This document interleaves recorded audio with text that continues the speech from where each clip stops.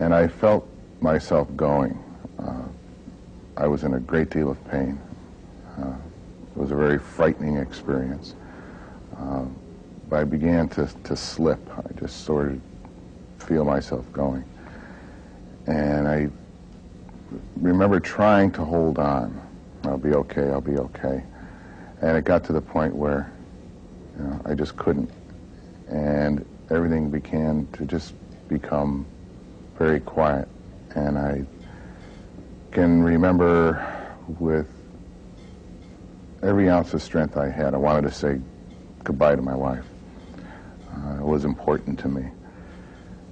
And I did. I remember just turning my head, looking at her and saying, I'm going to die. Goodbye, Joan. And I did. It was then that I experienced what we call a near-death experience. For me, there was nothing near about it. It was there. It was a total immersion in light, brightness, warmth, peace, security. I did not have an out-of-body experience. I did not see my body or anyone about me. I just immediately went into this beautiful, bright light. It's difficult to describe. Matter of fact, it's impossible to describe. Verbally, it cannot be expressed. It's something which becomes you, and you become it. I could say that I was peace. I was love. I was the brightness. It was part of me. I had no recollection of anything, excuse me, anything biological. It's not like you could see something, because your sight is biological. It's necessary here. Hearing is necessary here. Speech is necessary here. It's not there. You just know. You're all-knowing. Everything is a part of you, and it's just so beautiful. It was eternity. It's like I was always there, and I will always be there.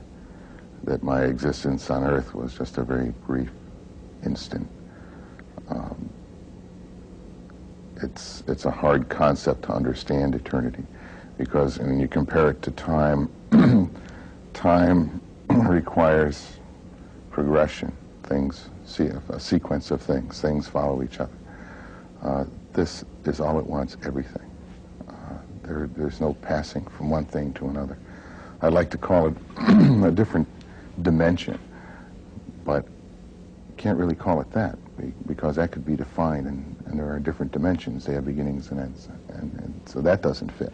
It was at least 6 months after the incident that I could even speak to my wife about it. It was such an emotional,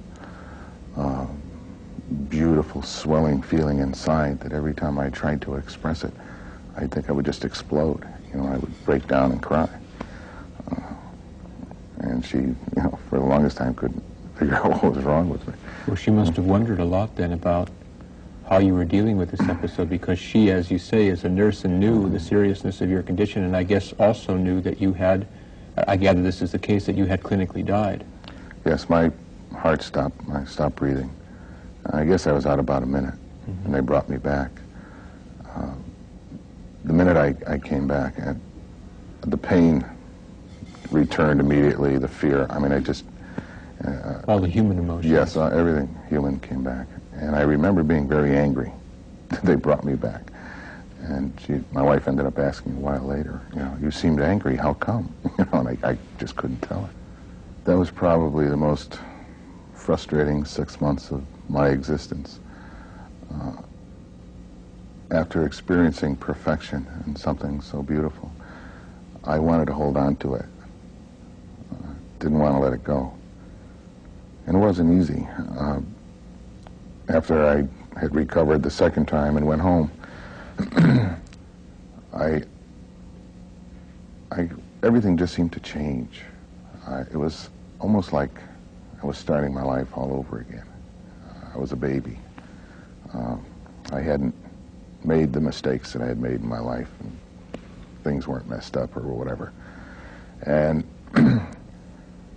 I can recall, in my attempt to hold on to this feeling and to hold on to this peace, I began to bump into earthly things, you know, that of course aren't going to escape from you. You know, they're there. My first frustrating experience was with the television. I couldn't watch television. There would be a excuse me, a commercial, a cosmetic commercial. I couldn't. I'd have to turn it off because it was something false. It was unnecessary. It was fake. It just didn't belong. You know, it's insignificant. Any type of violence, if there was even a Western, an old Western movie, I'd have to turn it off because to me that was total ignorance.